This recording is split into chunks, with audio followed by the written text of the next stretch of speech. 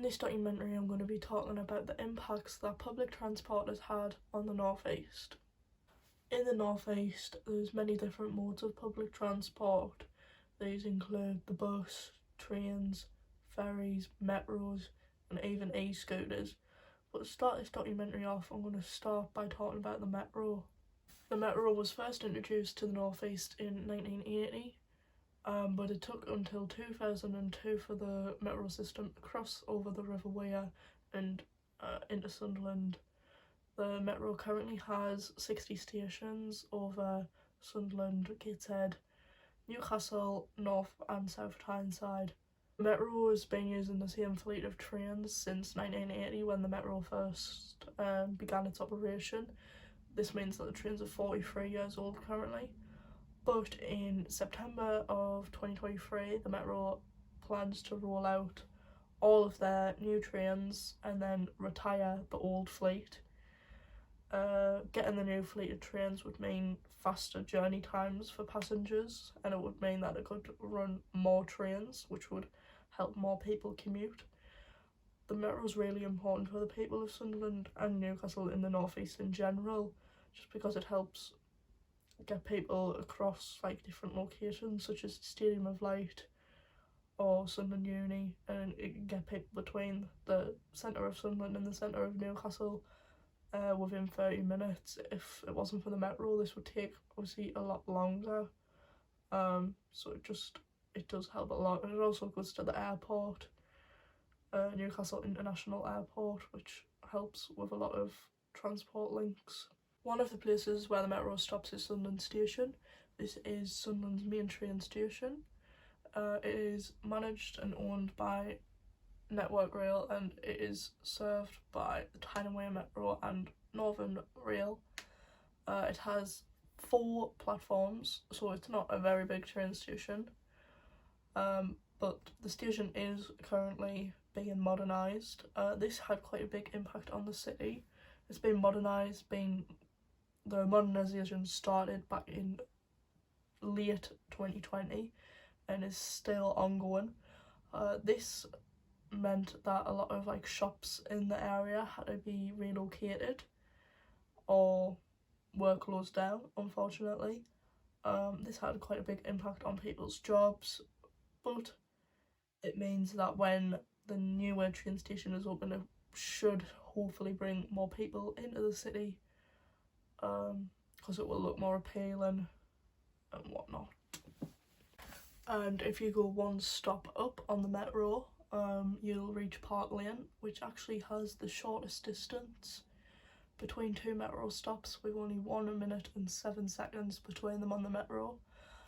Park Lane is somewhat the centre of travel transport in the North East.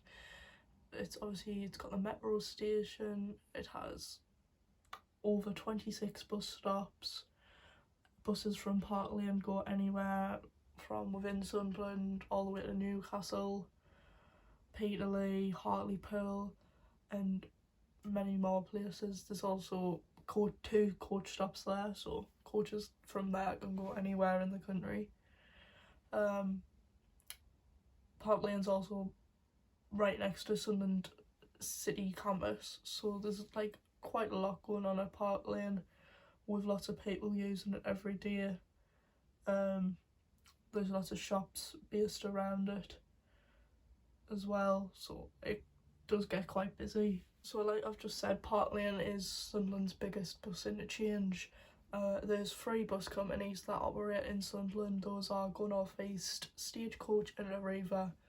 80% of the buses that stop in Park Lane are ran by Go North East. There's only 1 Stagecoach bus that runs into Park Lane in like the actual interchange itself. The majority of other Stagecoach buses, well, the rest of them actually, that run in Sunderland all divert around Park Lane, so they'll stop very near but won't actually come into the bus station itself. Then there's Arriva. Arriva buses go as far as Park Lane. There's only 2 services that come into Sunderland, which is the 22 and the 23, but Arriva is more of a like County Durham bus company. It doesn't really run in Sunderland. It runs in Newcastle, but it doesn't like the River Wear.